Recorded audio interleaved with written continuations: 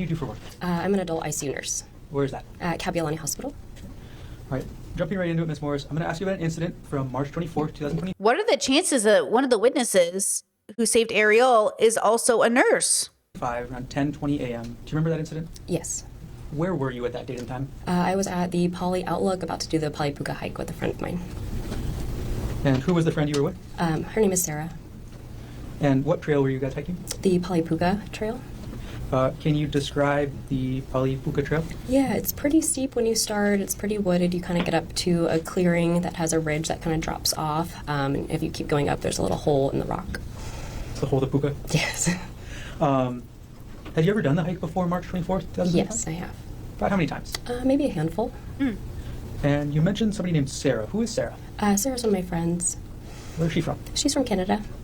All right. On that date, March 24th, 2025, did you make it all the way up to the Puka? No, we did not. Okay. Then can you tell us a bit about if there's any hazards to the trail? It can be pretty hazardous. Whenever you get up to the ridge, it's pretty narrow, and it has a sheer drop-off. Okay. Using town and windward side as directions, which side is the drop-off? The windward side. Okay. And what's on the town side? Kind of brushy. I've never tried to get down it. It's not hard. All right. And just to be sure, is the Poly Lookout and the Palipuka Trail both on the island of Oahu? Yes. So what happened when you and Sarah started hiking up the trail? We were a couple minutes in, maybe midway between the start of the trail and kind of where the ridge is at, and we started hearing someone scream for help over and over again. And what was the person screaming? Just help me, help me, help me. Were you able to recognize the gender? You know, this is like, when you think about it, I think this is both the nightmare of Ariel, the victim, and the nightmare of even these ladies. I mean, how many of us are hikers or have gone camping and like truly every time I've ever solo camped or slept out in the woods or any of those things, I prayed I would never hear someone call for help, because how terrifying is that situation? I mean, you really have to make a life and death response in that moment. Like, do I want to risk my own life going to save somebody? And also, I don't know what I'm running into. So, you know, it's interesting to think about it from that perspective. Just a reminder for all of us to remember, like, yes, these women are amazing. I'm so impressed by them. I'm so just inspired by their courage, and like, not underestimating how scary that must have been to hear someone screaming and then to run towards the noise. Like, that's so impressive. You know, because like it is really scary. Like I could just, you know, you don't know if somebody has a gun. You don't know if you're walking into something. You just don't know what's around. What if you're, you don't know if it's a bear or a man, or you just don't know what it is. So really, kudos to them, truly. The voice you heard? Yes, it was female. So you hear a woman's voice screaming, "Help! Help me!" What did you think? We thought somebody had fallen. It's not uncommon for someone to fall because of the ridge being so steep and narrow. How big is the cliff there? I don't have an exact number, but it's pretty far down. So when you and Sarah heard this screaming, what did you do? We quickly got to the top just because we were worried someone was in danger. Oh, you know, I didn't think about it from their perspective. If they just heard help, help, help, maybe they thought somebody went around, like went over the edge, or maybe somebody was like they got their leg stuck or something. So maybe they were thinking more like a hiker's scream. I wonder what she sounded like. Like, I wonder if I would have had chills through my body, or if I wonder if I would have felt like an adrenaline kick of like, somebody's gonna fall over the edge, you know, because I'm just impressed, I think, with the just how terrifying it must have been. But also I wonder what kicked in for them. I wonder how much even thought went through their head before they acted. And when you got to the top, can you describe the area you got to? Yeah, whenever we got to the top, we could immediately see kind of over into the valley, and that leads to the left, which is the little trail. And okay, so you get up to the ridge, up to this part of the trail. Do you see anybody up there? Yes, whenever we turned the corner to the left, we saw a man and a woman. Okay. What was the position of the woman? She was laying on her back. What was the position of the man? He was on top of her. Okay, when you first got there, did you see the man doing anything? Yes, he was hitting her with a rock. Can you describe the area of the... That must have just been so surreal. Like, just think about it. Just think of how surreal that must have felt. I've never seen anything. Like, I've been so lucky that I've really never seen domestic abuse. I've never seen, I've never had to really pull people off of each other. I mean, maybe like as kids, or maybe like a couple of guys being like all macho or something. But I've never had to see, I'm so lucky in many ways, I've never had to see like domestic violence in this particular way. And just like what a terrifying realization in real life, like, oh, it's happening. Like you kind of hear about it. Maybe, you know, you've never seen it. And so it's just like a thing you've seen online or maybe in the news. Like obviously I've seen videos on the internet, but I've never really seen a man, like I've never seen someone hitting somebody in the head with a rock. You know what I mean? Like I've never seen that. You know, not like adults, you know, maybe babies or kids or whatever, you know, who are, you know, but I've never seen an adult man on top of a woman just like, you know, trying to bludgeon her to death with a rock. Like I'm going to show you this. Actually, let me just show it to you right now. So check this out. Disgusting, trigger warning, just absolutely horrifying to see this. Okay. They have the rock. It's a part of the evidence, and it's chilling how disturbing this rock is. So just, I want to go back and forth between the witness, because they don't have any video evidence, and sort of the video evidence that they produced in court. So this is just, oh, sorry. Wait, this here, let me show it to you. This is the rock, just trigger warning. Okay, it's pretty horrifying. Okay, we're going to publish them in a row, detective. So we're going to start putting state 68 on the screen. Okay, and you can So this is the detective that handled the case. see it up there, but you can also follow the exhibit that you have with you. Oh, yeah. What does this photo show, detective? Shows a photo of the rock, In which part of the rock? the jagged side with blood, well, or what appears to be blood on it. Okay. And why did you take this photo? Just to get, I just wanted to take this photo just to, so you can see the side of the rock that possibly had made contact with human skin. Okay. We're going to now publish State's Exhibit 69. Guys, that's human hair in the rock. Like these strands right here. Okay, I don't know what this is, maybe a leaf or something, but this right here looks like human hair. Detective Spacek, what does this photo show?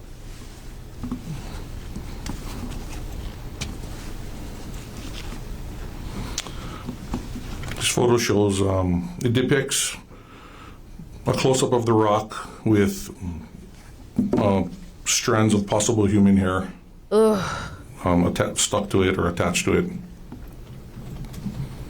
Okay. We're going to publish now State's Exhibit 70. Okay, we've got State's Exhibit 70 on the screen, detective. What does this exhibit show? This exhibit depicts the rock and one of the measurements that was taken with a ruler. Okay. Okay, like horrifying, absolutely horrifying. So imagine on a hike with your girls, walking around the corner, you hear a woman scream for her life. You run up the hill and you just see a man with this rock, this lava rock, just, you know, and that, I can't even fathom how much that hurt.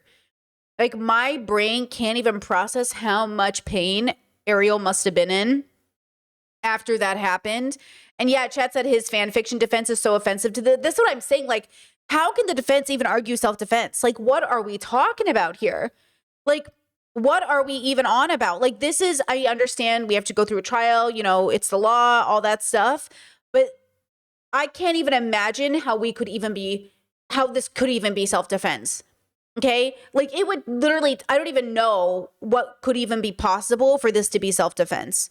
I can't believe that's the way they decided to play this. The trail where Okay, we're back to the witnesses. you saw the woman on her back and the man hitting her with the rock. So whenever you kind of turn the corner from like a little ridge section, there's like a little grassy area where you can kind of overlook into the valley. When we say overlook, what are we overlooking? Just a steep drop off into the windward side. And you said you saw the man hitting the woman with a rock. Do you know where he hit her? Looked like in the head. What was the man wearing? It's like a light whitish gray shirt and blue shorts. If you were to see that man again, would you be able to recognize him? Yes. Could you please take a look around the whole courtroom?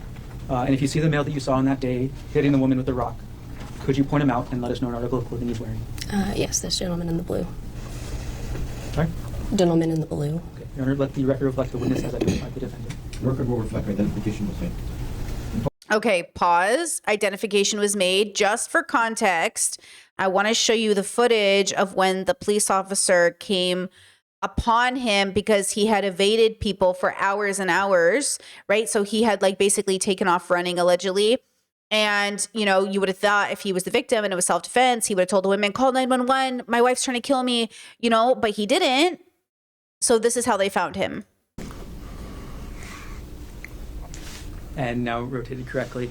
Officer Nicola, what does this photograph show? Full body picture of the suspect. And what's that in the background of this photo? Just the kind of grassy area that he ran into, or we ran to. And how big are the trees back there? Very big. Publishing now states Exhibit 235.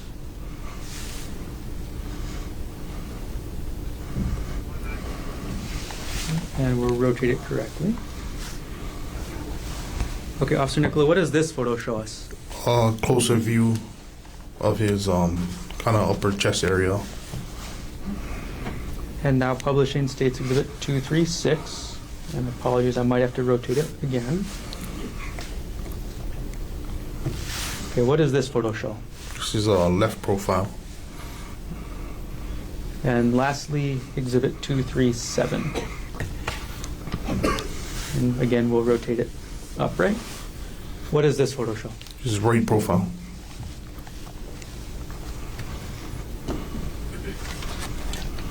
I'm going to take the exhibits down. After you arrested the defendant, Officer Nicola, where did you take him? Took him to Straub Hospital. Okay, right? So that's kind of the way that they found him. Let me go back to the witnesses now. Okay. Amanda, after you get up to this area, you see the man hitting the woman with the rock. Was the woman saying anything at that point? She was saying, help me, he's trying to kill me. After the woman said, help me, he's trying to... Oh, Chad says, I believe I heard the police had to use closed fist punches to subdue him. Yes, definitely someone who is innocent. Would you? Yeah, I didn't realize that. I haven't heard that yet, but I wouldn't be surprised because I knew they chased him. I knew he resisted. I knew there were something, but I didn't know the exact details. I am very interested to hear from the son. Devastating to get that call from his father. And I'm obviously interested in hearing from Gerhardt. Just like, I also don't know what this man sounds like. It's weird because I haven't heard him speak, but his body language is so loud. And I don't know if I'm reading into it, of course, because it's hard. We know he's an attempted murderer. So it's hard for me not to take that into consideration, my own biases. But he seems very angry. He seems very like, almost like he's trying to intimidate in a way. Obviously, maybe the judge would have called him out if he was trying to intimidate a witness or something. But he seems very like, very like, kind of egotistical, like kind of like, he almost thinks he's going to get away with it in a way, So I am curious what he sounds like and how he's going to tell the story, which I assume will happen this week. To kill me, what did the defendant do? I'm going to go ahead and rewind it. After the woman said, help me, he's trying to kill me, what did the defendant do? They both saw us and he stopped and stood up. Did the defendant say anything? No. Right. Amanda, could you clarify the the timeline order, the three different things you told And in case you guys haven't been keeping up, this is her lawyer, as far as I know. us this morning? Mm-hmm. The three different things. Sorry, her being Ariel, the victim. Hearing the woman say, he's trying to kill me, hearing the woman screaming, help me, and seeing the defendant hit a woman with a rock. Could you put that into order for us? Yes, we were hiking up the trail. We heard her screaming, help me, help me. We got up to the top, and whenever we first saw them, he was hitting her, and they both noticed us, and she said, help me, he's trying to kill me. See? See, she says, help me, he's trying to kill me. You would have thought if it was him who needed the help, he would have said it. Because it sure looked like, you know what I mean? But that's why I'm saying I don't understand how his defense is trying to... I don't understand why they're taking self-defense as their perspective. The woman said, help me, he's trying to kill me. How did you and Sarah react? We started to take steps back just because we were pretty close to the edge and we were afraid that something could happen to us and that we were in danger. Sorry. Ms. Morse, could you maybe drag the microphone a little bit Yeah. close to your mouth as well? Thank you. Okay. And if we could get that answer one more time. So ask the same question. After the woman said, he's trying to kill me, how did you and Sarah react? Sarah and I started to take a couple steps back because we were a little afraid for our own safety since we were kind of close to the edge. Oh, I didn't even think about that. Well, what do you think the probability would have been if he thought he could have pushed them all off the cliff? Do you know what I'm saying? Like, would he have thought to have gotten away with it? That's what I'm trying to think of in his head, in Gerhardt's head. Should he have gotten away with this? I assume the story would have been, we were taking a photo, we got too close to the edge, and sadly she fell, which would not be an insane story as we hear selfie stories taken every year of people falling off mountains. I wish that wasn't true, but a lot of people take selfies and fall off mountains. It's kind of insane, actually. It's devastating seeing some of the footage because sometimes people are recording. It's really sad watching the footage happen. So I guess that could have been a story for one person, but there's no way he could have thought he would have gone away with 3 women disappearing. Do you know what I'm saying? So maybe the story would have been like, one woman went to go help the other women. Like, I'm not even sure he could have thought that far. I'm actually kind of shocked in a way that he had done it where he did. It almost feels like because she wasn't cooperating, because Ariel didn't want to keep hiking, which ruined his initial plan. He kind of like made the decision to do it there and then. But from my understanding, they weren't even that far from the beginning of the trail. So like the chances of a witness coming upon them was like pretty high. You know, I obviously, I assume that his ultimate goal was to push her further and further and further in a more remote location. And that's why he got frustrated. He's like, I'm sick of this. You know, he got mad at her. And then he realized it wasn't going to go perfectly. It's weird that he decided he was going to do it then, no matter what. It was like he made the decision that day. You know, I think it was premeditated. It seemed very well thought out on his end. And yet it feels like he couldn't wait another day or try it another day. It was like it had to happen that day. It's like he had made the decision or something. And then he was going to do it no matter what. You know, I know some people were wondering if it was like a crime of passion, but I really don't think you can call this a crime of passion. It seems pretty premeditated. And also, what does crime of passion even mean, right? You mean mental health? Like you lost your mind? So you want to plead mental health? Because that's not what he's pleading. He's not saying I lost my mind that day. He's saying my wife tried to kill me. This is self-defense. So please know, if he had decided to say, oh, this is my mental health. I had a mental break. I went psychotic. I need a mental health. You know, that would have been one story, but he didn't decide to go with that story. Isn't that interesting? What, like out of all the stories to get out of murder charges, you think he would have went with that one, but he didn't. He went with self-defense, which I'm still like, I'm shocked. To step back, or where did you and Sarah step back to? Maybe 5 or so feet back, and we kind of turned a little bit of a corner, and that's when Sarah started to call 911. Once you stepped back and went around the corner, did the woman say anything? She said, please don't leave me. He's trying to kill me. Did you and Sarah respond? Yes, we said, we're not leaving. We're just taking a step back for our own safety. We are calling 911. Other than asking you to call 911 at that point in time, did the woman say anything else? Yeah. Chet says he should have pleaded mental health, but I guess his ego didn't want him to look, quote, weak. I actually think you're right. I think this man is so fucking smug that he didn't want to look mentally ill. Because I think he thinks he's getting his license. I think he thinks he's going to stay a doctor. I think he thinks he's going back to work. Like, I literally think he thinks he's getting away with this. So if he had pleaded mental health, then he might have lost his license and he might not go back to his job type thing. But since he didn't plead mental, do you know what I'm saying? Like, he's trying to get out of this. He thinks he's going to return back to his life. No. When was the next time you saw the woman? Shortly after, she was crawling towards us Can you describe how she was doing that? on her stomach and hands and knees. So, and then what was Sarah doing as the woman was crawling to you? She was calling 911. Okay. Was the woman able to actually get to you? Yes. Where did the three of you go after the woman was able to get to you? We started going back down the trail. Was she able to walk on her own? No, she was not.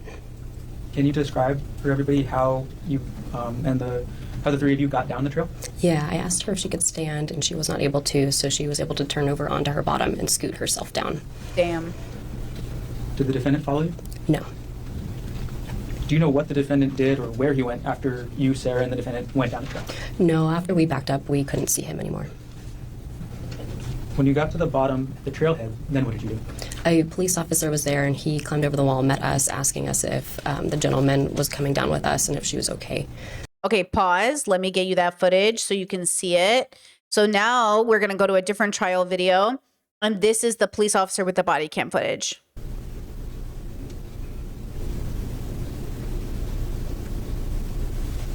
He's hopping over the wall. He's going to approach the girls. And then the footage blurs. So that is on purpose So from what are we them. seeing at, I'm pausing at 10:39:33. What are we seeing in this portion of the clip? We're seeing the reporting person on the left, that's Sarah Bushbaum, the complainant, the Ariel Koenig in the middle, and then the other witness, Amanda Morris, heading down the trail. I'm going to play at 10:39:33.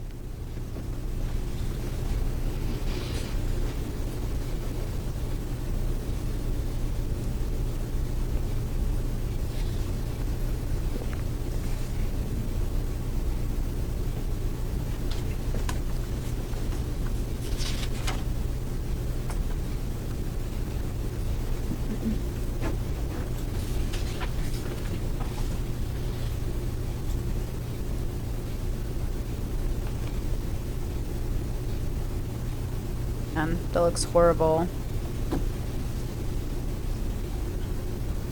Jesus, look at that. Oh, she's swollen. I can only imagine how disorienting that must feel. Like she must, she can't even walk on her own barely. It must feel so strange. And this wall is very tall. I'm kind of surprised the police officer isn't helping. Is he going to help? Okay, there we go. There we go.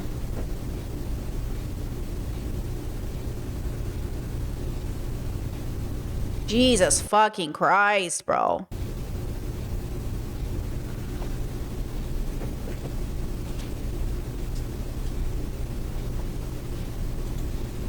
How terrifying. Corporal, I'm pausing at 10:40:54. What are you doing at this point? So right now I'm trying to determine if a crime had occurred. If a crime did occur, I'm trying to find out.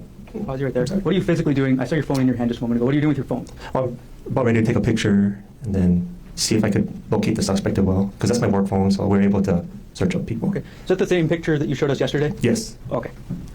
Playing at 10:40:54. Okay, I wonder why it blurs. I don't know the point of that. To you guys? I don't get it. Oh, maybe it's just the body cam footage blurs. There's like a blur that happens naturally or something.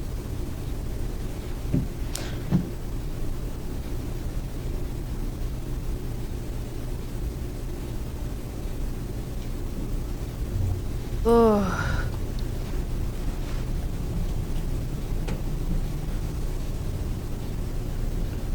Yeah, Chess says, I'm surprised she's conscious. Me too. Like, I'm kind of surprised she's probably like very in and out of it in a sense, but I'm kind of amazed at like the fact that she's even, I don't know how much of her is here at the moment, but I can't even, like, every time I try to imagine it, like getting hit in the head with a rock, my brain just like, I can't even fathom it. And he really, multiple times, disgusting.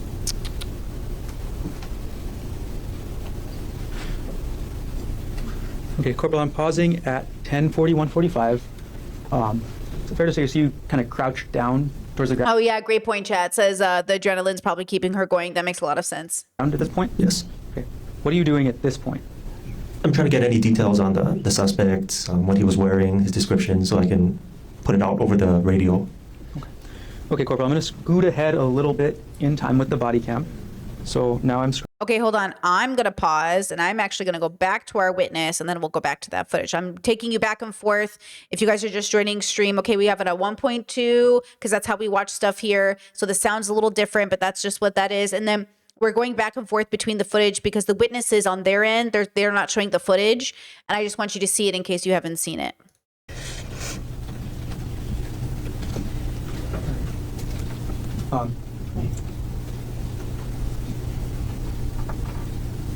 How far away were you from the defendant when you saw him up at the top of the trail? Maybe 10 or 15 feet. And were you able to get a good look at the woman? I was, but she was covered in blood. You say that up. It's going to sound like a dumb question next. Did she have any injuries? Yes. And what were those injuries? Pretty big gashes on the side of her head. I'm going to approach the witness with what's been marked as State's Exhibit 1, which has previously been shown to defense counsel. May I approach? You may.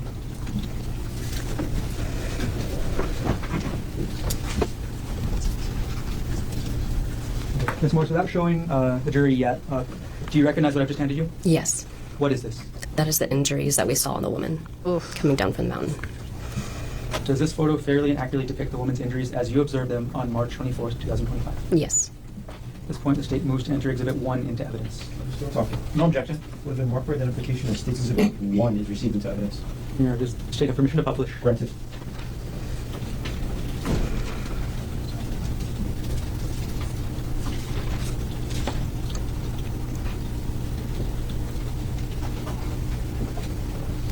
All right. Okay. They're probably blurring because it's probably too graphic. All right, Amanda, can you, using this... Which you should just keep that in mind, right? Is it so graphic that we can't see it? Is it that bad? Of course it is. You know what I'm saying? So just imagine if they're not showing it to us, how horrible it must be. exhibit that you have, show us where you saw the gashes on the woman's head. Yes, they're on the side right here. I'm sorry, if you could answer it into the microphone. Oh, I'm so sorry. They're on the side of her head right here. You can see them. Ms. Morris, would have you step down? There is actually a pointer on the rail right behind the television. That might help. Where? It's right up here. Oh, the side. Yes. These gashes. Thanks for pointing that out. Miss Morris, do you know this woman's name? Yes. Who's the woman shown here in Exhibit 1? Ariel? Ariel? Thank you. I have no further questions.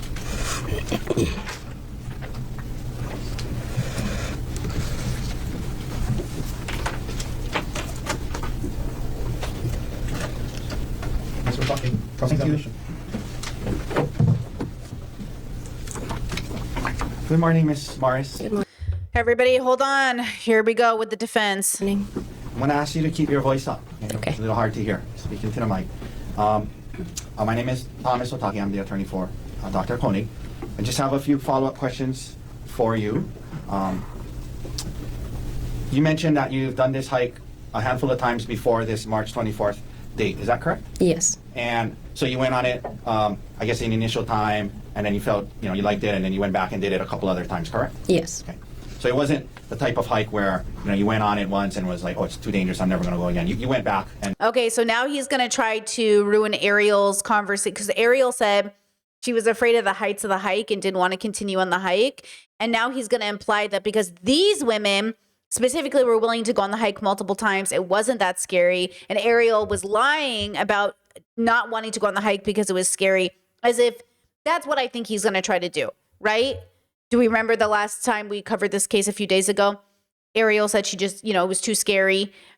Which, by the way, again, if you have an anxiety disorder or sometimes you just have a spike of adrenaline or not adrenaline, anxiety.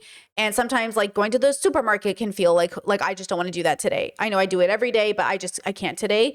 So it doesn't matter what these women's experience was, right? Ariel has a right that day not to want to go on a cliff. It's where's the consent? Is she not allowed to not, why isn't it safe for her to say, I don't want to go there? What are you trying to prove by discounting her desire to not want to go on this hike? You know what I mean? You're back again on this March 24th hike, yes? Yes. Okay. Now, because you've gone on this hike multiple times, you're familiar with the parking lot area, yes? Yes. And the hike trail shares a parking lot with the parking lot for the Pali Lookout, correct? Yes. And in your experience, that parking lot is often filled with tourist cars, rental cars, and people, correct? Yes. Okay. Can you always find parking? Yes. Okay, but there's often tourists going to the lookout and tour buses that share the same parking lot as the trailhead, correct? Yes. All right. Now, when you arrived there on the date of the incident, it was mid-morning, maybe a little after 10 a.m., is that right? Yes.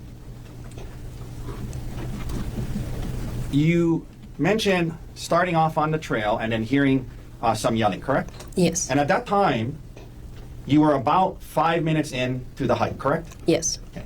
So 5 minutes in walking from this parking lot that has the tour buses, the people, and rent-a-cars, correct? Yes.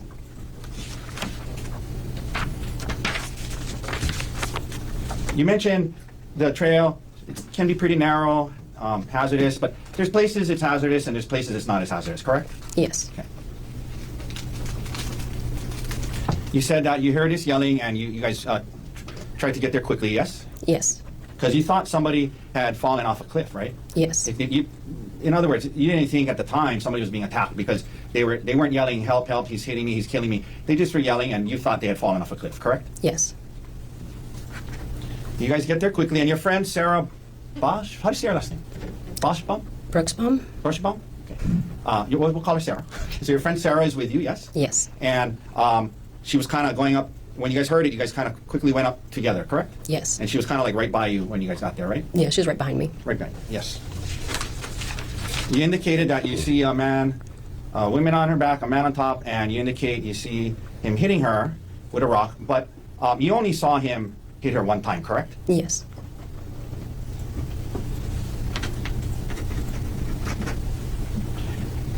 Back away, was it you or Sarah who called 911? Sarah, right? Sarah. And then the female that you've come to know is Ariel. She starts crawling down to you guys, correct? Yes. And even as you backed away, she was talking or yelling out to you guys, don't leave, right? Yes. Okay. And he was, at the time, at least when you had backed away, Gerhard was still there, yes? He was At the time you saw Yes. before you backed away, correct? Mm-hmm. And then right after that, you heard her yelling, wait, or like, don't leave, or something like that, correct? Yes. And Gerhard doesn't say anything to you guys, correct? Correct. And he doesn't, from what you saw, he doesn't come down and try to stop Miss Koenig from crawling away, did he? No. He let her crawl down to where you guys were, yes? Yeah. Oh, he's like, he was so nice of a guy. He let her crawl away from him after he tried to kill her. Is that what he's going to say? You know what I'm saying? Like, I understand he's playing defense, but I'm offended. So it's like he's trying to right in my face, okay? So basically, he's gonna be like, he didn't stop her. He didn't leave. Like, he was, you know what I'm saying? Like, you trying to act like my boy is a bad guy. Like, he let her go. That's what this guy sounds like to me. Yes. And he didn't get aggressive with you guys at all or yell at you, anything? Oh my God. He wasn't even mean to you, girl. He was so nice to you. He's a nice guy. That's literally how he's trying to play this right now. Like, get the F out of here. He didn't communicate with you at all, correct? Correct.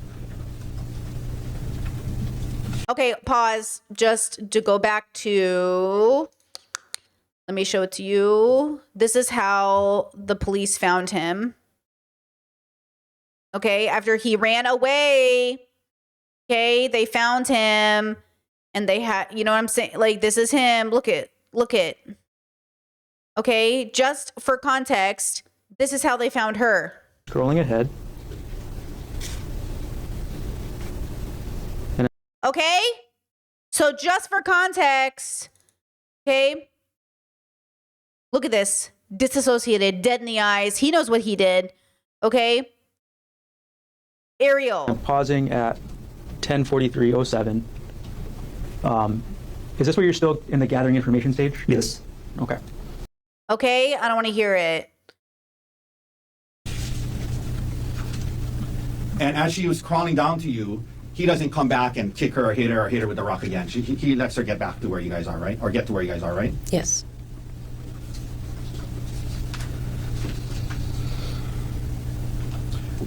You're in ICU, nurse, is that right? Yes. Okay. During time period you were assisting Miss Koenig, she did not lose consciousness, correct? Correct. She was awake and alive and scooting to you, yelling out to you guys, correct? Yes.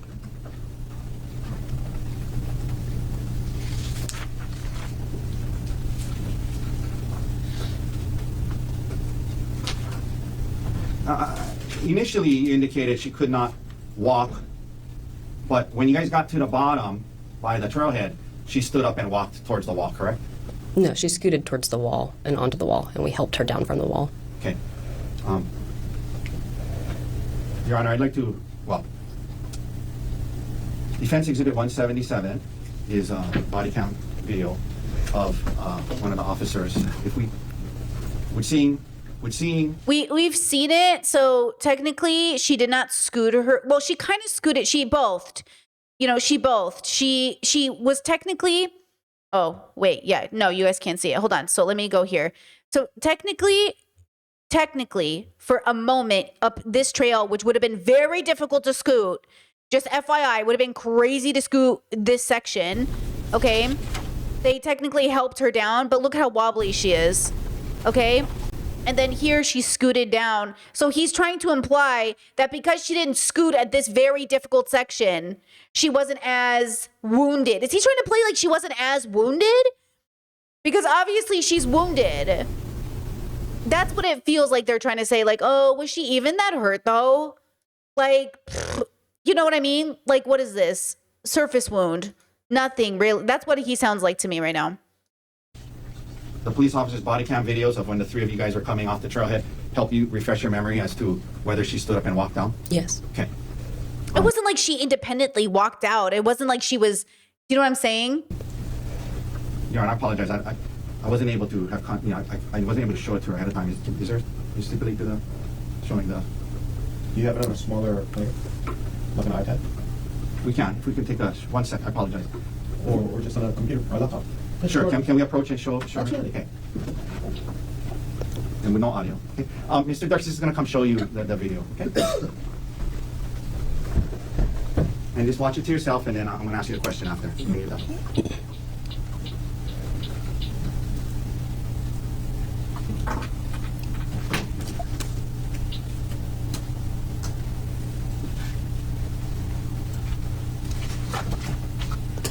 Okay, has your memory been refreshed? Yes, thank you. So when and I know it's been a while, but so when you guys got towards the bottom, she did stand up and walk towards the wall before she got down, correct? Yes. All right. Okay, but I wouldn't say she was like independently walking. You know what I'm saying? She wasn't 1-2 stepping her way down. Do you know what I mean? It's not like, you know, I would argue she needed assistance.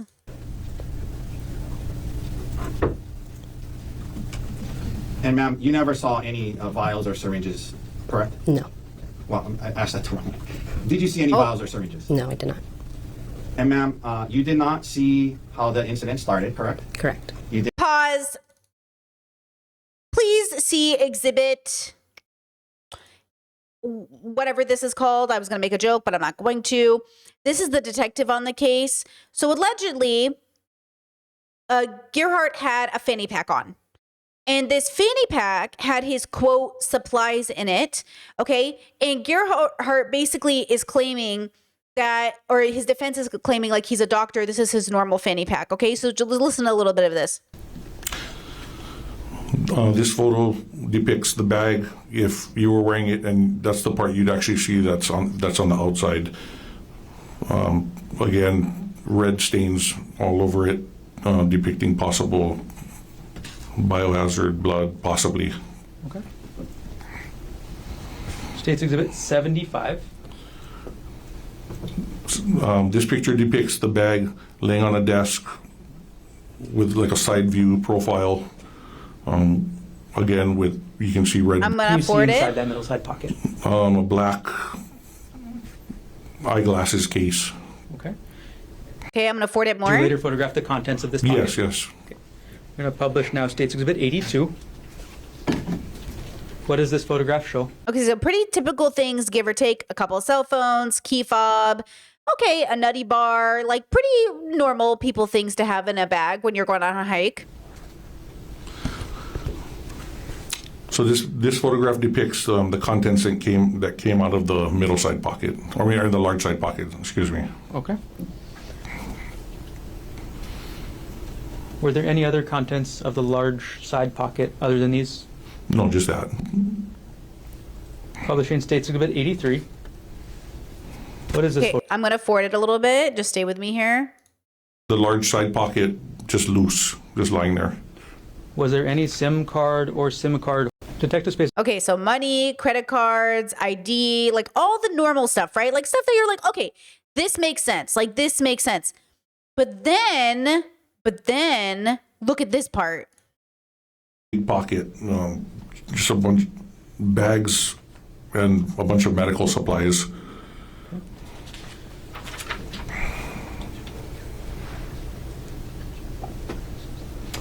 Published States Exhibit 94. Okay, now, what do you need all that for? Is there a doctor in my chat? Like, what do you need all this? What do you need all this for, homie? Okay, people go, he's a doctor. This is a normal fanny pack for a doctor. What is all this? Saline, a stethoscope, a Tylenol looks like maybe a painkiller, maybe Motrin. I'm not sure. I can't read the label. Syringes, liquids. So maybe he carries this because he's afraid somebody will get heat stroke and he needs to save a life. Or maybe, you know what I mean? I don't know. You know what I'm saying? That's a lot of stuff. Even if you're thinking, I'm going to save someone's life on this hike. What do you need all this for, sir? What does this exhibit show? This shows all the contents that was in that pocket of the bag. And although you may not be an expert, do you recognize any of the medical supplies? Yes, it looks like a stethoscope, syringes, a bunch of maybe medicine vials. Looks like IV bags, safety glasses. Safety glasses. Publishing States Exhibit 95. What does this exhibit show? This shows vials of medication, and I don't even know what that is. In the red, the top right. On the top right, you don't recognize what that is? No. I don't know what any of these are either. No. It's okay. We'll publish now States Exhibit 96. Do you know what these are, Detective Spacek? No, I don't. Okay. We'll move on. Publishing now States Exhibit 97. Do you recognize what this is, Detective Spacek? Yes, it looks like a syringe and there's a liquid in it, but I don't know what that is. So for all those people that doubted he had a syringe on him and doubted her story, okay, because there were people like, where's the syringe? If there was a syringe, where is it? Okay, girl, he got a whole bag. All those people like, where did the syringe come? Where did he pull it out from? Apparently he had a whole pharmacy on him. Publishing now States Exhibit 98. Could you tell us what this exhibit shows? Yeah, photo 90, exhibit 98, it depicts like a Ziploc type bag with like 3 syringes and 2 medicine vials in it. Publishing now States Exhibit 99. What does this photo show? 99 shows, also shows like a Ziploc bag with different type of syringes and 2 medicine vials. How many you need? This is a lot. Like, who's he? Like, Chad said he's trying to save a family, maybe. Yeah, like, is he trying to save a whole family? Do you know what I'm saying? Like, who are you trying to save? Why do you need all of these? I don't know. I don't have any doctors in my life I have so many doctors in my life, but I don't have any doctors in my life that would have more than a first aid kit. This feels like much more than a first aid kit. I mean, I take a first aid kit with me places, but my first aid kit doesn't look like this. You know what I mean? I don't know if doctors have different first aid kits, but my doctor, I don't know. Maybe I need to call half my relatives that are doctors and be like, do you take more than a first aid kit? You know, what is all this stuff? States Exhibit 100. What does this show? It also shows another like Ziploc with looks like big syringes, maybe some small ones, and a medicine vial. Okay, so Neuropin, I just Googled it as an example. And the quick answer says Neuropin is a long-acting local anesthetic from a mid group used for surgical anesthesia, regional, and treatment of acute pain. It produces a loss of sensation by blocking nerve impulses. It is available in various concentrations for epidural nerve block or infiltration. So, like, why would you need this on a hike? So this is the bottle. Let me go back here. Hello? Okay, so Neuropin, there it is. And then there it is. So why would you take this on a hike? Is spinal block, anesthesia for spinal block? It's like an epidural? What does he need this on a hike for? That's what I'm saying. Hello, ma'am. What do you need this on a hike for, sir? States Exhibit 101. What does this exhibit show? This one depicts a Ziploc bag with a bunch of unopened syringes in packages. All right, and publishing States Exhibit, we're almost at detective. States Exhibit 102. What does this photo show? This photo shows the very back pocket. Like if you was wearing the bag closest to your body, that's the contents of that back pocket. And publishing States Exhibit Looks like tweezers or 103. something. And this photo depicts, looks like a charging cord. What are these metal hooky things? I guess to hang the bags or something? The lactase tablet packets. I don't know if that's a mask. Looks like some iron metallic hooks maybe to hang IVs. I'm not sure. And his work ID maybe. I'm sorry, what exhibit number was that? Exhibit 103. And Just absolutely insane. Okay. So just for context, okay, he was wearing it was one of those over bags like this guy's, like the fanny packs. I call them a fanny pack, but it's probably called like a backpack or a side strap or something. It's the ones that go like this, and then you wear like the pack on you. And so it's like a pretty big bag, but it's not like the big, it's not a backpack. You know what I'm saying? So yeah, crossbody. Thank you, chat. Crossbody. So he's got that on him with all these medical supplies. And look, like maybe I can come up with 10 different reasons why he would have that on him. Ego. He wanted to look cool in front of people. I'm a doctor. Look at my bag. Or he could say, oh, that's just a bag I take everywhere with me. It just has like an abundance of things. Okay. Or there's a lot of things I could kind of play with in my head.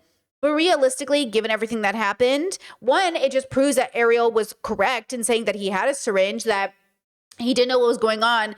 And two, that it was one of the three ways that he tried to numb her, kill her, subdue her. Did not see Okay, going back to the witnesses. who started it, correct? Correct. You did not see the whole incident, correct? Yes. Okay, just a reminder, his lawyer, the defense, is now interrogating the witness who came upon them, okay? All right. Thank you for your time, Ms. Morris. Oh, Have a good day. never mind, I guess that's it. Yes, please. Ms. Morris, in that video that Mr. Dirkster showed you, was Who's Ariel this? able to walk on her own? No. Okay, now we're back to Ariel's lawyer. She wasn't? No. How was she able to walk? Sarah and I were on each side of her, helping her. How were you and Sarah helping her walk? She was kind of we were holding on to her. Was Ariel able to walk under her own power? No. Objection, cause for speculation. No, sir. Was Ariel able to walk under her own power? No. A couple other things I want to follow up on.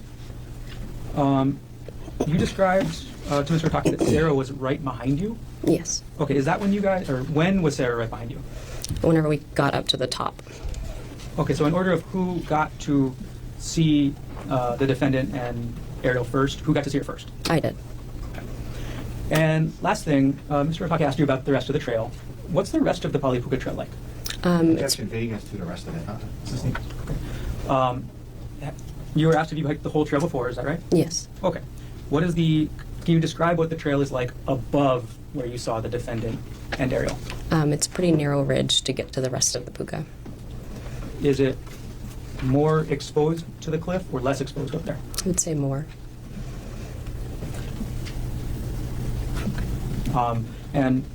Is it more dangerous or less dangerous the closer you get to the puka? More dangerous.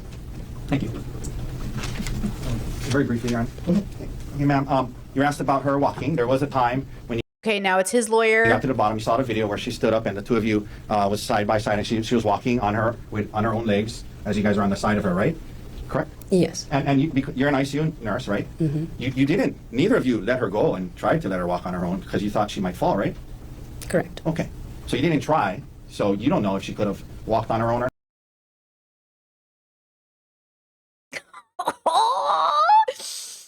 Ooh, he really really gets on my nerve. You know what I mean? Like, are you gonna risk her falling and hitting her head again? Like, he's basically like, but like, you don't know that though. Yeah, but bro, do you want us to take the chance? What if she died in their what if she died in their care because they let go to see if she could walk on her own and then she fell back and hit her head? Hello? Not correct? Correct. All right, thank you. Oh, he really thought he ate with that one. Of course. Thank you very much. Thank you. You can sit down. Watch out for a step. Mr. Gordon, please next witness. Okay, it looks like we're switching witnesses. And as we go through the questions, can you speak into the microphone as much as possible? Okay. Okay. Can you please state your name? Sarah Buxbaum. Right. Miss Sarah, where are you from? I'm from Vancouver, Canada. And what do you do for work? I'm a registered nurse. Oh, Right. oh, they're both nurses. Is this like a doctor island? Is this the part of Hawaii where everyone's a doctor? They're both nurses? Jumping right into it, I'm going to ask you about an incident from March 24, 2025. Do you remember that incident? Yes. On March 24, 2025, around 10 a.m., where were you? On the Palipuka hike. Is the Palipuka hike on the island of Oahu? Yes. What were you doing on Oahu in March 2025? I was here on vacation. How long were you staying? About 2 weeks. When were you scheduled to leave? I was scheduled to leave that night, actually. Okay, so you're leaving the night of March 24th, 2025. Was anybody up with you at the Palipuka on March 24th of last year? My friend Amanda. What were you and Amanda planning to do up there? Just hike. Okay. And what hike were you going to do? The Palipuka hike. About what time did you start the Palipuka hike? At 10:24. So 10:24 a.m. Had you ever been on that hike before? Yes. Yes. Yes. Sorry. Had you ever been on that hike before? Yes. How far into the hike did you get that day? Approximately like 4 or 5 minutes in. Wow. Can you describe the beginning section of the trail? The beginning section is a bit of a bamboo forest where you're just uphill with dirt. And then once you're about 4-ish minutes in, you get to the clearing of the ridgeline. And what happened as you and Amanda were hiking up the trail? We started hearing a woman screaming for help. You said it was a woman screaming? Yeah, it was a woman desperately screaming for help. What was she screaming? Help, help, help. When you heard the woman screaming, help, help, help, what did you think? We initially thought it was someone falling off the edge of the cliff, so we started running in the direction of the screaming. And once you heard the woman screaming, help, help, help, where did you go on the trail? Initially, we were still in that beginning part, so we went up, and then we hit the ridgeline, and then we went a little bit along the ridgeline and came across like a corner, and then that's when we saw the defendant. Okay. So can you describe, first of all, what you saw when you turned that corner on the ridgeline? We saw a man, which was unexpected because we had been hearing a woman screaming, and stopped. What position was the man in? He was facing the ridge, sort of standing, but crouched a bit. Did you see anybody else there initially? Initially, I didn't. Okay. Did you see anybody else there eventually? Yes. Who else did you see? I saw Ariel. Oh. What position was Ariel in? When I saw her, she was on her stomach crawling towards us. Now, Oh, because the first witness got there before the second witness. Is that what she's saying? Like she was a little bit behind her friend. So the first witness, I thought she said she saw Ariel then, or both of them. But she's saying she noticed him before she even noticed her, which I guess if he was standing or even crouched, you would probably notice him before you noticed her. Okay, interesting. how close was the man to the edge? Fairly close. And what was over the edge of the trail? Nothing. It's just ridge and then drop down. Got it. Okay, so it dropped. I like when I lived in Arizona, I lived up on the mountain and we would go on these hiking trails that would eventually lead to like thousands of acres of land that belonged to natives, like I'm so sorry, I'm forgetting the word for it, reservations. And it's the most beautiful thing you'll ever see because it's just like gorgeous, thousands and thousands and thousands of just trees and acres, and like it's the most beautiful thing you've ever seen. But it's so intimidating because you're on this cliff, okay, and then it's this mountain ridge, and you're like 6,000 feet up in the air, and then boom, and then it's just like thousands. And I just kept thinking, man, if you get lost in there, there's bears and cougars in there, you know, like It's so beautiful, but also if I fell or if I like, oh my gosh, like, you know, so I can only imagine it's very similar where, you know, you this beautiful cliff, but then you just think, you know, what we talked about earlier in stream, like how many people a year die from taking selfies on cliffs. You know, I think he would have had a great alibi. Like, I am so terrified for a version of this time. Like, my heart sinks for the version of this story where he ended up getting accomplished pushing her off the edge and accomplished telling a story about how she fell to her death taking a selfie. And then she would have been remembered as like, because people always go like, oh, you're so stupid. That stupid that stupid woman who was taking a selfie died. Oh, she's so stupid, bro. Not to realize like she was murdered. You know what I mean? Like, I think that's the craziest part is how many of us cast judgment on people thinking like, oh, they were so stupid. They were taking a selfie. How many of them were murders? Like, you just don't think about it. You're just, you know what I mean? And I don't understand, you know, you go off the information given, but I think there was a very high probability he maybe would have gotten away with that story. Though I will say, and this is the key part, I think he would have had trouble getting away with that story because I think there were some markings on him. Now, if you go to this, when the cops took pictures of him, I'm not sure if this is after he had his possible scuffle with the cops or if this is when he had the fight with Ariel. Apologies, what is this Because photo? he's got bleeding here, he's got dirt in his hair. So obviously if she fell while they were taking selfies, he wouldn't have looked like this. I'm not sure if these are her fighting him off because she had to fight for her life, right? Or if those are the cops, you know, after the cops fought with him. I'm not sure who those are from. But I'll just say, like, if he had gone away with successfully pushing her off the cliff before she fought back, he would have, I think, been fine. If she had fought him first and then he was able to get her with that syringe, and then, like, what would the story have been? Oh, we fell to the ground. She was trying to kill me, so I pushed her off the cliff? Or yeah, Chet says he could have said, oh, I was trying to help her up. Or yeah, maybe he was like, oh, I was trying to help her, but she fell and I couldn't get to her. I don't know. Yeah, big drop. Did the man have anything in his hands? He had a rock. If you were to see the man again, would you be able to recognize him? Yes. If he's in the courtroom today, could you point him out and let us know an article of clothing he's wearing? He's wearing the blue shirt. Okay. And Your Honor, may the record reflect the witness has identified the defendant. Record reflect identification was made. Can you describe the condition of the woman as you saw her? Her face was covered in blood. Her head was covered in. She was just fully covered in blood. Did the woman say anything? She screamed, "Help! He's trying to kill me! Call 911." Okay. What was the position of the defendant and the woman when she screamed, "Help! He's trying to kill me"? He was standing above her. And where was she? She was laying on her stomach. After the woman said, "Help! He's trying to kill me," what did you do?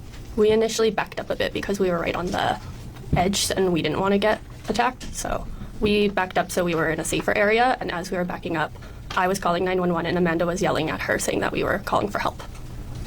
In that 911 call, what were you telling the dispatcher? What we had just seen, that we saw a woman said that she was being attacked. I'm sorry, Sorry. Sarah. I think I asked that question. When you were making that 911 call, were you describing what you were seeing as you saw it or immediately after? Immediately after. I'm going to approach now with this one marked as State's Exhibit 3, previously provided to defense counsel. I think they're going to have us hear the 911 call. Ooh. Maybe? Oh, maybe not. What is this? Okay, Sarah, I've handed you what's been marked as State's Exhibit number 3. Do you recognize what I've handed you? Yes. What is this? This is a recording of the 911 call. Oh, okay, okay. Did you review what's on this disc? Yes. What is on the disc? I'm sorry, you've already answered that. Is the recording of the 911 call on that disc a true and accurate recording of what you described to the 911 operator on March 24th, 2025? Yes. After you reviewed the disc, what did you do with it? Oh, Chad said I heard it. It's not too bad. And she's quite calm on the phone. I bet it's because they're nurses. Especially if they're ICU nurses, they're probably used to very incredibly stressful situations. They're probably incredibly calm. I didn't even think about it, but they're probably really prepared. They probably see worse at you know what I mean? They've probably seen similar cases at work, right? I signed it and then they put it back and then they took it away. Okay. Is that the same disc you reviewed? Yes. That your signature on the disc? Yes. Okay. At this point, the state will move Exhibit 3 into evidence. Mr. Otaki, no objection. Was marked for identification as State's Exhibit 3 is received into evidence. Okay, and Sarah, if you can bear with me for a moment, I'm going to publish State's Exhibit 3.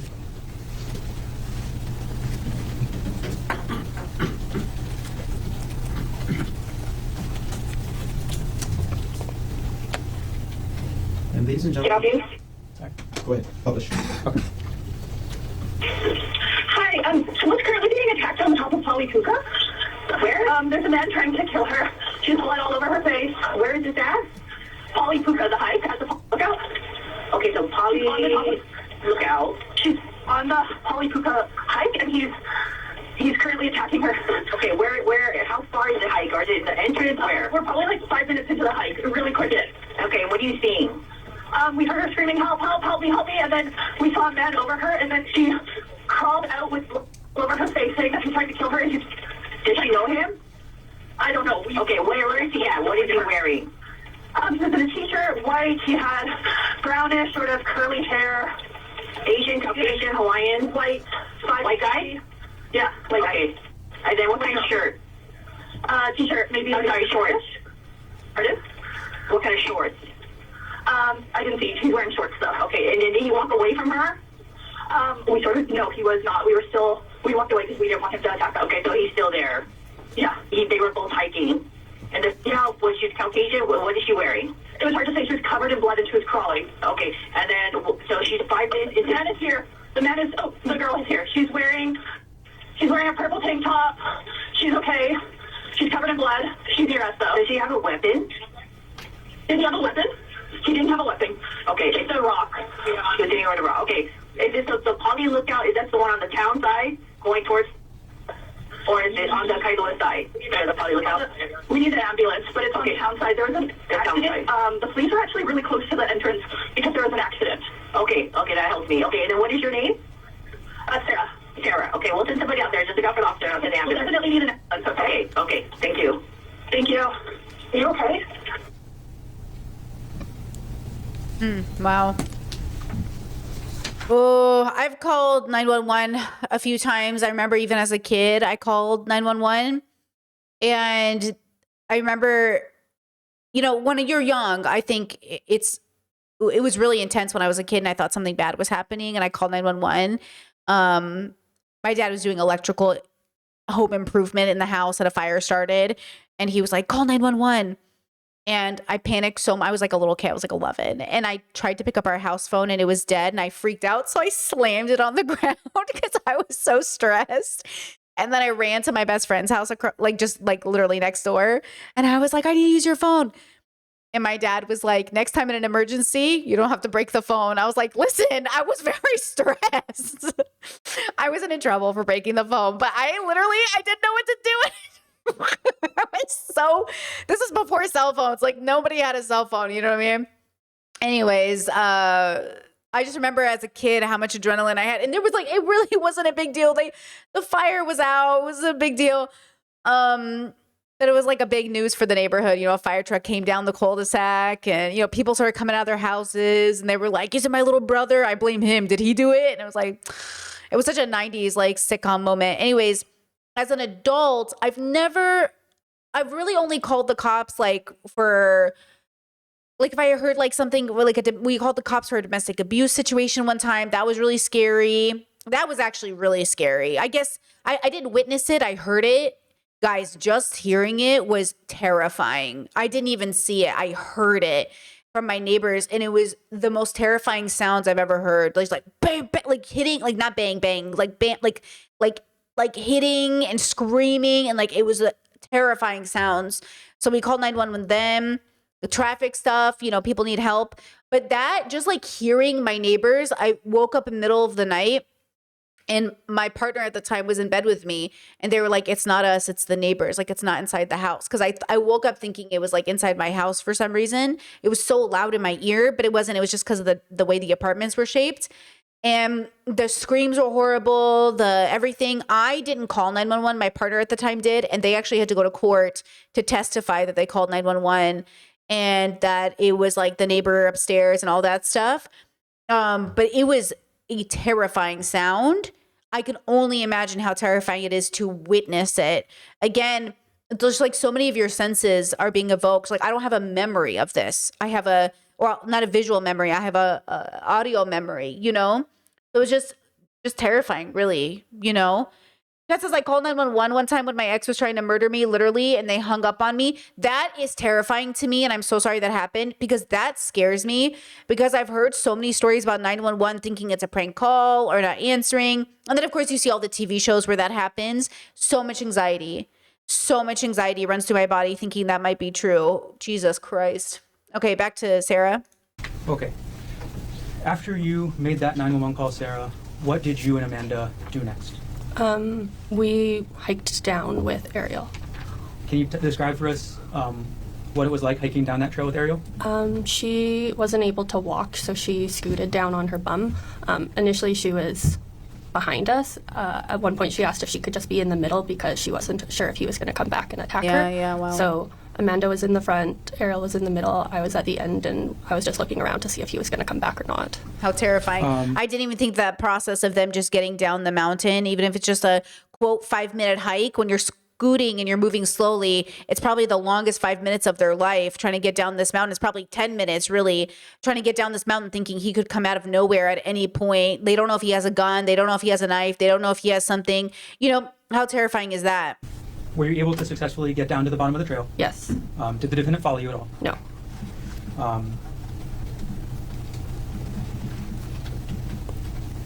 When you were up on the trail, when you initially got to that clearing and saw the defendant, were you able to get a good look at him? Yes. Did you make eye contact? Yes. How long did you make eye contact with the defendant for? Approximately 30 seconds. Whoa, that's a long time, bro. Describe seeing the defendant's eyes. It was like a cold, emotionless stare. Damn. How did you feel as you made eye contact with the defendant? I felt very uneasy.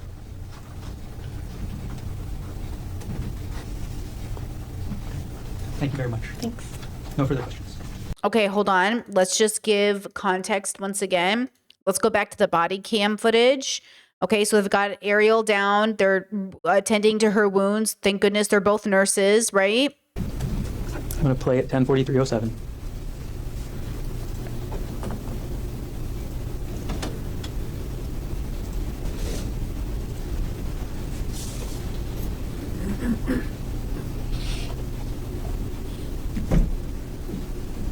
For the cops taking out notes about what they're saying, who it was, anything they have. Look at her fingers too, guys. I know you can't, I don't know how clear you can see on the visual. Her knees are scraped, her hands are scraped, which indicates to me like they were wrestling, right? She probably, because she used her hand to block her head at one point and he was probably hitting her hand. So not only does she have all of these, you know what I'm saying? But even her fingers are scabbed over or cut.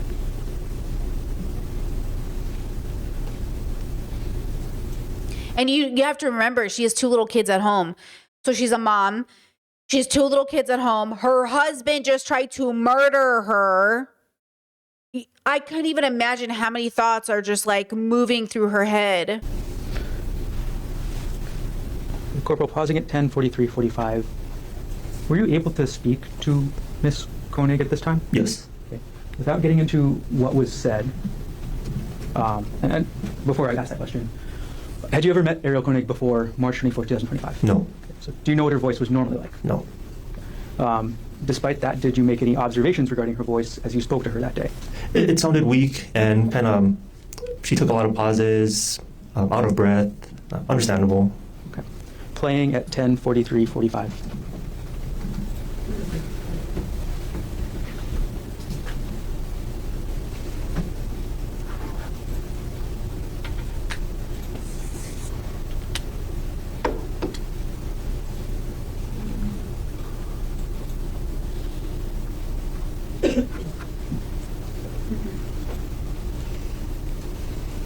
Oof, I'm getting a little emotional just thinking about those 2 women helping her. Oh, it takes a village. This is one of those examples. Like, this is the village, right? These women aren't on call. They're not making money right now. They're reacting as villagers. They are community members. This is the community rallying. This is the community saving lives.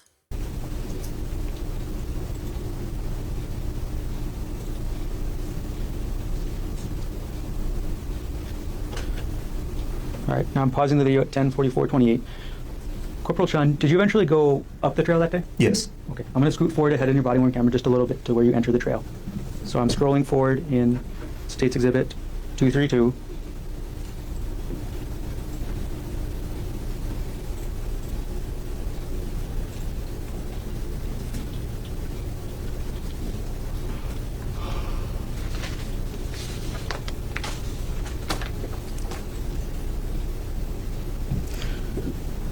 All right, and starting to play at 10:50:07, times down. Okay, now I think they're going into evidence stuff. Like they're looking for anything on the trail that he was able to pick up, which is, you know, the other part of it. So going back to this one, so they have, you can see like all of these medical supplies. You can see, if you missed the earlier in stream, the rock that he literally beat her with her blood and pieces of human hair on it. Even after it was collected, okay? It's a lava rock. So if you've ever felt a lava rock, they're like pretty coarse and they have a lot of jagged areas. So her hair must have caught, okay? We're assuming it's her hair, must have caught on it, okay? So red, blood, hair, okay? Look at that, okay? This hair around here, okay? Going back to the witness.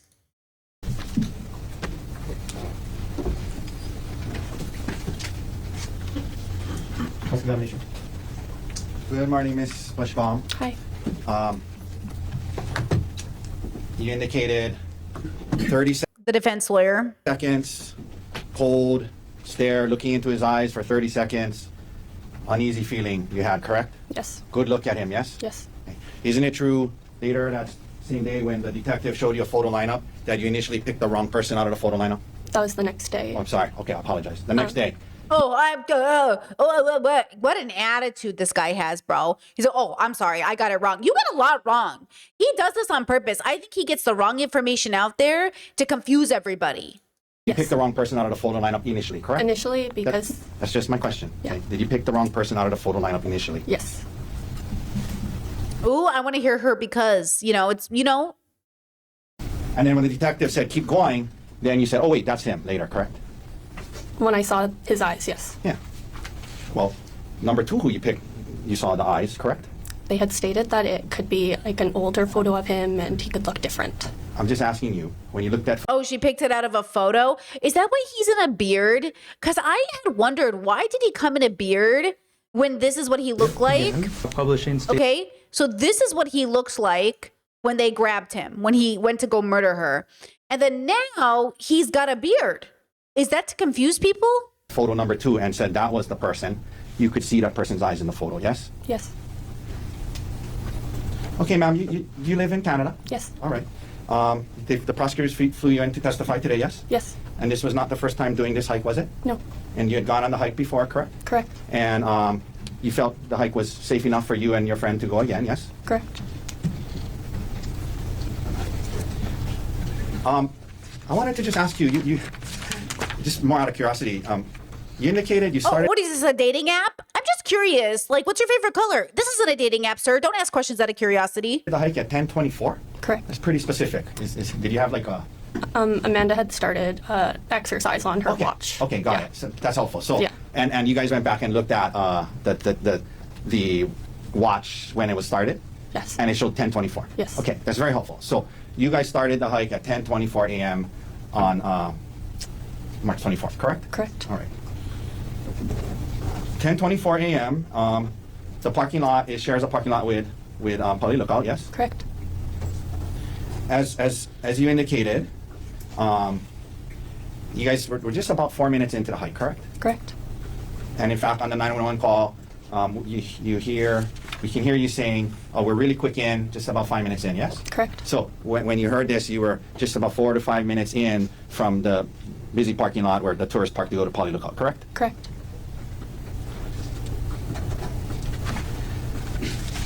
You heard the yelling. You ran towards it quickly, and when you show up, you said your friend was in front of you, Correct. but you were right behind her. Yes. Yes. Okay.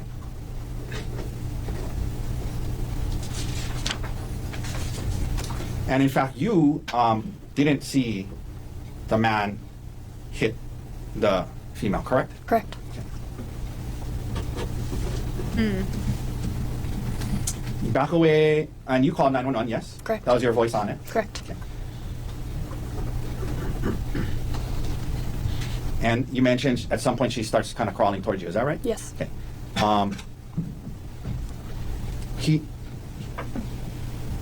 When you guys backed away and she was crawling towards you, the man that you saw, he didn't continue to, he didn't run after or attack the lady at that point, correct? No, correct. And he wasn't aggressive towards you in any way? Correct. Man, all these people are so good at keeping their facial expressions like basically neutral. I would be so unlikable on this stand. You know, somebody in my comment section said something to that effect, like, it's amazing how she has so much grace, Ariel, and how she's able to keep herself composed. Like, you know, I certainly would not. Like, my facial expressions would be like, you know what I mean? Like, I am just like, I think I would be so unlikable. I mean, I'm already unlikable. You know what I mean? Could you imagine if I was on the stand? I'd be like, this motherfucker tried to kill me. Like, you know what I mean? I'd be like, bro. But of course, like, you want to get like, you want to be serious and you want to be considered. But that's the problem, is like, there's no such thing as a perfect victim. Like, I have to sit there and watch you play right in my face about how this man, like, but he didn't even chase after you. Like, you say he's dangerous, but like, after he was done hitting you with the rock, like, he didn't even keep chasing you. So it's like, ooh, like my face gets red. Like, I'm getting red right now in the face. I'm just like, oh. So like, shout out to these girls for staying neutral, because And from when you were interacting with the female, she did not lose consciousness, correct? Correct.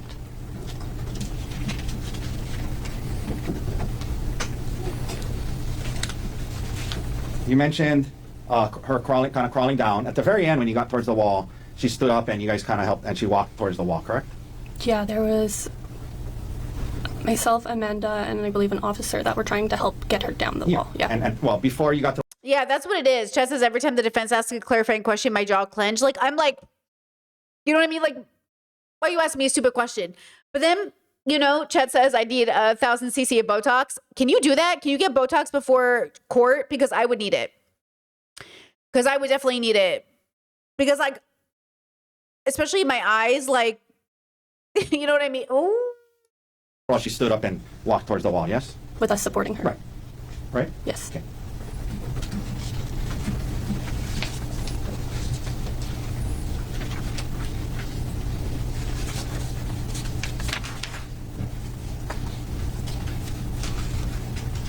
And you did not get a good look at the rock that was in his hand, correct? No, probably saw it briefly. Okay.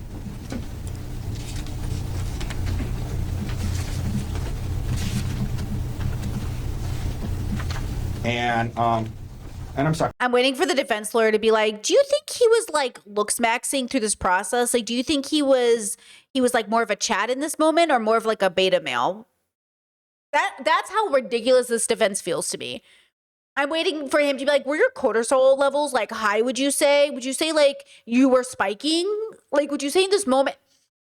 He's really pissing me off, this defense. I should ask you something. How do you pronounce your last name? Is it Yeah, were you feeling mogged? Exactly, chat. Would you think the defendant was like mogging at the moment when he did? Like, what do you think about his jawline and the like? When you saw him, were you impressed by his jawline, or did it look sunken in? You know, what is the feeling? Buxbaum? Buxbaum? Buxbaum, yeah. Buxbaum or looks bomb? Just kidding. Miss Buxbaum. This is How do you serious. pronounce your last name? Is it Buxbaum. That's her last name. Shout out to Sarah. Buxbaum? Buxbaum? Buxbaum, yeah. Miss Buxbaum, you did not see how the incident started, correct? Correct. And you did not see who started the incident, correct? Correct. Okay. And you did not, by the time you got there, you didn't even see anybody hit anybody, correct? Correct. And you never saw a vial or a syringe, correct? Correct. Okay, thank you, ma'am. Yeah. Okay. Safe travels. Any redirect? Yes.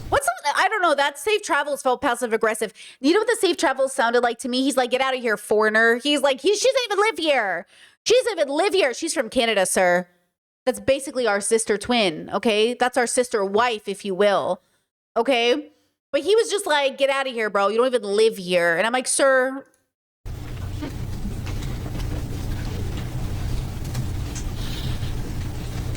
Is this it? Oh no, Hi, is Sarah. that? Hi. You were asked some questions about a photo lineup. Correct. And it sounded like you wanted to say something, but didn't Thank you. I love her lawyer. Her lawyer, Ariel's lawyer, so good. get a chance. So what did you want to say? Initially, they had told us that the photos for the photo lineup could be old photos. They could be, he might not look like that currently. So that's why initially I thought maybe it might have looked like him. I wasn't 100% sure. But then when they showed the photo of him, I just had like this feeling within me. Like I saw the eyes and it was immediately, I knew right away. Like I had a gut reaction. I had a body reaction. It was very apparent that was him. Thank you. No further questions. Thank you. Ariel's lawyer is the man. Okay, that's the end of their interview. So I want to go back to, and I want us to see just him really fast. I want to show you, in case you guys missed it, the gathering of the evidence. And just so you know, like, so here's the body cam footage. He's going back, the cop is going back to seek out the possible evidence. I just want you to look at the trail. So, okay, look at this trail and tell me how she was supposed to scoot her booty down it. Okay? Look at, it's rocky, it's rigid. Like, she was lucky she was scooting. Okay, so it sounded like it went up and there was a plateau. So when she was walking down and the defense lawyer tried to be like, oh, so she was walking on her own. Well, she wasn't gonna scoot her bottom on this. Look at it. Where was the scooting availability here? So, okay, obviously at some point she had to start walking and they were helping her walk. Look at this. Look at this trail. It's not like an easy 5-minute walk. This would knock me out with my fibromyalgia. I would be out of breath, let me tell you. Okay, look at this hike. Bro, are you seeing the angle? He is up. Like it's at an angle. Okay? And he's going. Oh yeah, what is she supposed to do here? It really just puts it into perspective because, you know, sometimes when I think of a hike, I think of like plain dirt, flat dirt, maybe something a little bit more smooth. I'm thinking something a little easier. And obviously this isn't what I imagine, truly. Like, this is absolutely not what I imagine. So I'm so glad we're getting a visual just to put into perspective, like, what they went through. Okay, let's see. Man, I could even imagine, like, it must take a hot second to find anything in here. I feel like things could be anywhere. No wonder they didn't find the initial syringe, allegedly. Maybe I have that information wrong, but last time I checked, they couldn't find the original. But no wonder. I mean, look at this place. Corporal, I'm going to pause here at 10:51:39. Where's your hand right now? I believe it's on the ground. On the ground or your knee? I have no idea. I think I was just trying not to pass out. Corporal Chun, are you a hiker? Oh! So, I'm just trying not to pass out. Because as much as the defense lawyer was making it sound like, oh, we're just 5 minutes into the hike. Yeah, but 5 minutes into an incline hike? That, you know what I'm saying? That's a pretty intense hike. No. Okay, sorry for that pause. I'll move on. We'll play at 10:51:39.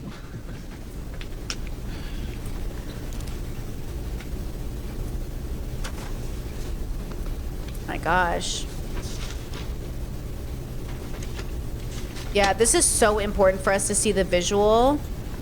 It really just helps paint a whole picture. So he got her up there, got her tired. They had known the hike before. It looks like a beautiful hike, but I would really need a moment to get up something like this, personally.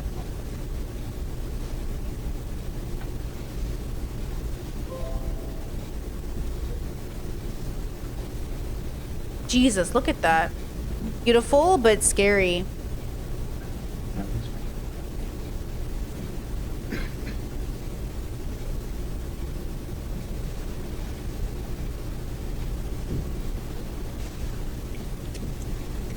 I'm curious too I wonder if he's gonna get up all the way to the plateau area, because I'm kind of interested what that looks like too. Yeah, this is crazy, bro. This is steep. Oh, he's running. He's taking a little sprint right there.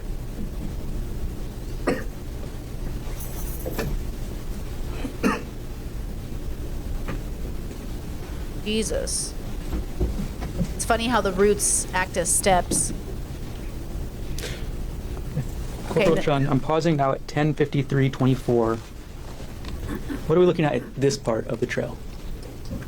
I think that's sort of towards the top of where like the steep part ends. So that I believe that's Corporal Bulagay. I'm not too sure. I can't tell too much, but still, this isn't the scene of the incident. I'm going to play at 10:53:24. I'm going to probably. Wow, he said still this isn't even the scene. Okay, which just paints a picture in our mind of this whole like, oh, we were 5 minutes into the hike. That makes it sound literally like it was 10 feet. Like, oh, we're 5 minutes into the hike. 5 minutes into an uphill hike, like at this is no joke. I'm honestly like, I would need a lot of breaks in between. And that's why I say even her coming down. So now imagine you've gotten hit in the head with a rock. Now imagine you're literally wounded. And now imagine you have to get down. You have to get down this. You know, and the defense lawyer is trying to paint it like, oh, she was able-bodied. Everything was perfect. She was able to walk herself down. Sir? Pause again real quick.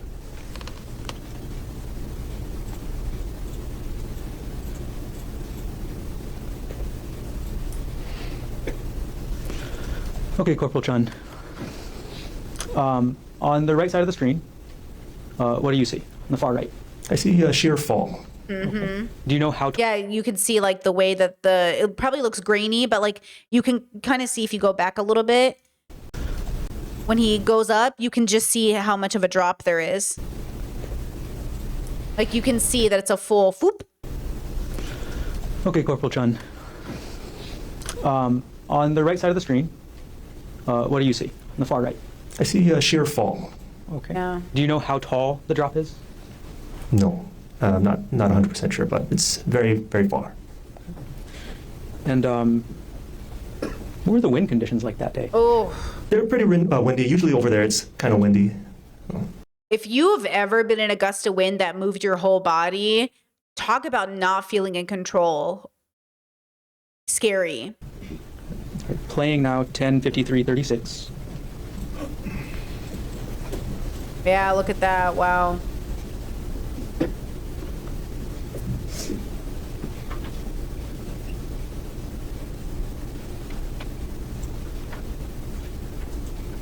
Yeah, look at this. Oof. And then just imagine, because she probably had some intuition, some feeling in her body, because she didn't want to keep going, right? She started to feel uneasy. And, you know, again, not to be a body language expert, because that stuff is pseudoscience, but to say that sometimes you can just tell someone's off. You're like, hey, I know you. I'm married to you. We have kids together. You're off. Something's off. I don't feel good about this. And she didn't. So she was like, I don't want to keep going. You know, I'm feeling uncomfortable. And it's really amazing how a person responds to you revoking consent. This is why we talk a lot about informed consent. And I know in my past, like a good indication of a really toxic person was sort of like the way they get angry when you revoke consent is like a really good example of why you're feeling a particular way. It's so interesting. So you feel uneasy. So you revoke consent thinking it's a safe space. And then once you revoke consent, they reaffirm in you why you were feeling uneasy. It's a really I can just imagine, you know, not to project my own experience onto hers, but I can just imagine what that must have felt like in that moment for her to revoke consent and then have him be like, I'm sick of you. I'm sick of, you know, just that idea of like getting angry at her and like, you know.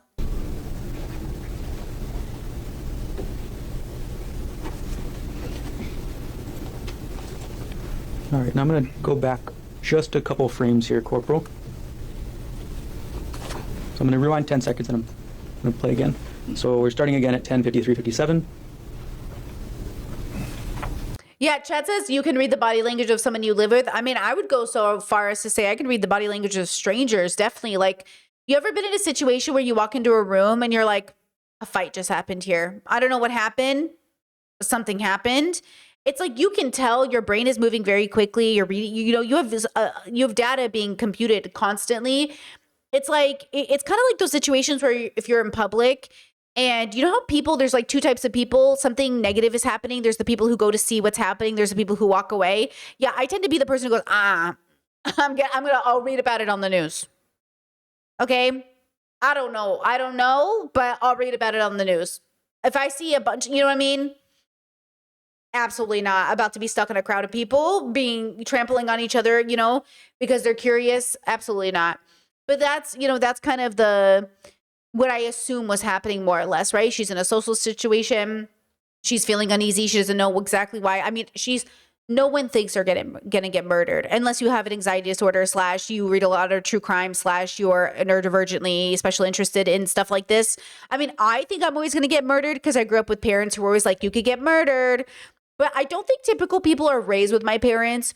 My mom used to always tell me, never stop to help somebody on the street. If somebody comes in front of your car and says they need help, never get out of the car, because that's a trick people use to get you out of the car so they can steal your car or kill you. And like, I grew up with very like stay diligent parents, you know? So I'm always thinking I'm going to get murdered, but that's different. That's why you stay prepared, kids. But most, I think, average people are certainly not thinking about it. So I'm pretty sure it didn't even cross her mind, right?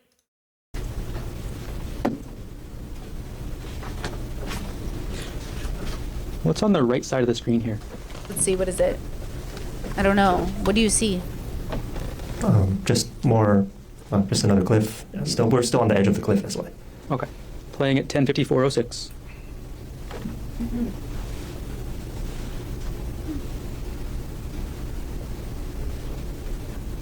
Okay, he's just making sure we know it's still a cliff. Okay, Corporal, and pausing at 10:54:22. What do you see on the screen here? It looks like an article of clothing that Corporal Wu found on the trail. Oh. Okay.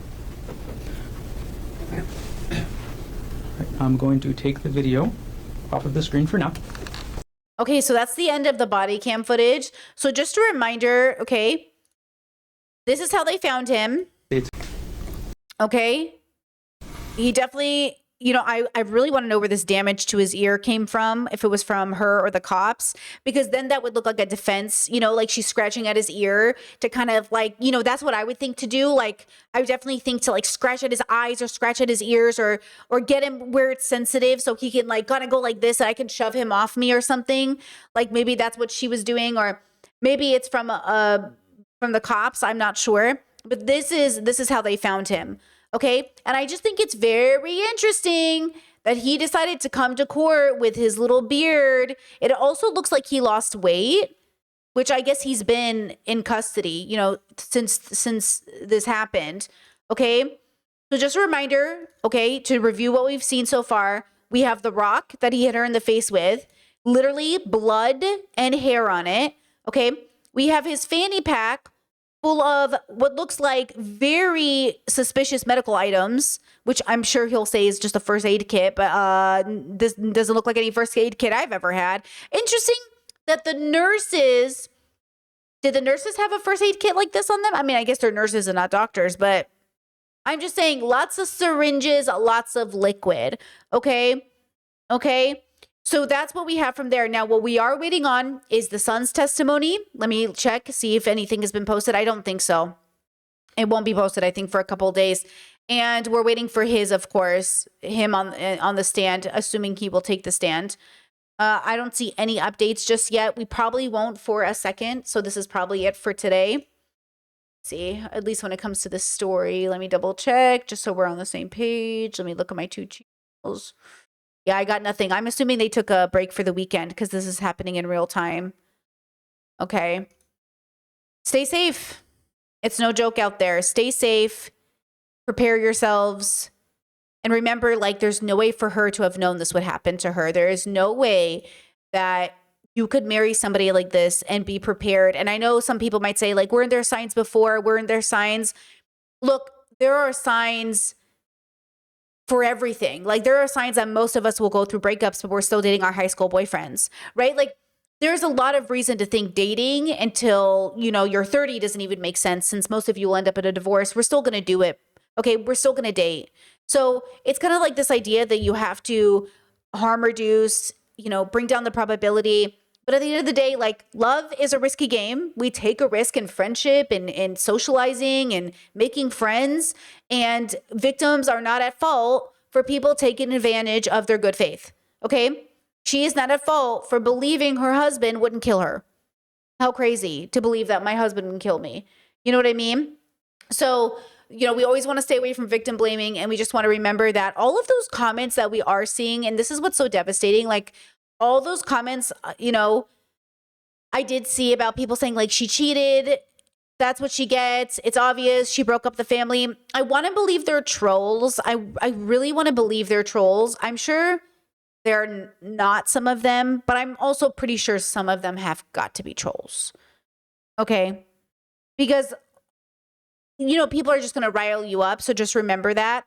Actually, you know, something I thought was interesting is I saw this TikTok on Lindy West, and they were reading Lindy's book, the recent one, Adult Braces. And they were saying, you know, the funny thing about being chronically online is you kind of forget what the real world thinks or reacts, how they react.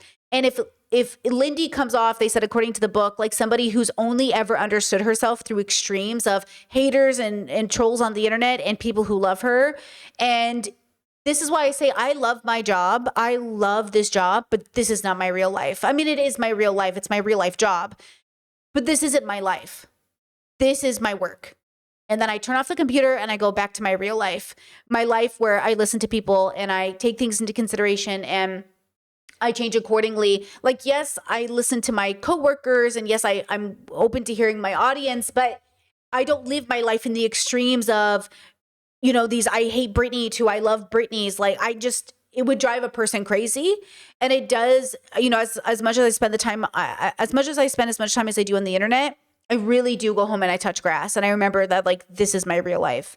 And even using that language is a little unfair, but this is more reasonable than this thing we call the internet, because this thing we call the internet is a crazy place, you know, right? Where people act like her cheat. By the way, she didn't even, I just don't even know under what definition she was cheating. Like, I'm sure somebody somewhere would consider her just talking to a male coworker cheating. Absolutely. Religious bubbles are crazy like that. Okay. But genuinely, the fact that he weaponized this against her, demanded sex from her, coerced sex from her, just acted so entitled, you know, snooped through her phone, was so angry about the messages. Again, he was looking for a reason. The question is, when did he start looking for the reason? That's what I want to know. I am curious about his thought process. Like, when did you start looking for a reason to kill your wife? Because I think he went looking for those text messages to feel self-righteous about it. I also do think he's cheating. Like, I think there's something else going on. There's something on his phone. There's something on his records. I don't know what it is, but I highly doubt this man is faithful in some capacity. Gambling addiction, drug use, people. I can't even imagine in what world this man is an upstanding citizen and then all of a sudden starts snooping through her phone, all of a sudden tries to murder her. Like, nobody goes from upstanding citizen, just a nice guy who really genuinely loves his wife and kids, to like, I'm going to bash my wife's face in with a rock. What was he up to? And, you know, are we going to see any of that during this trial? I don't know, but I would like to know.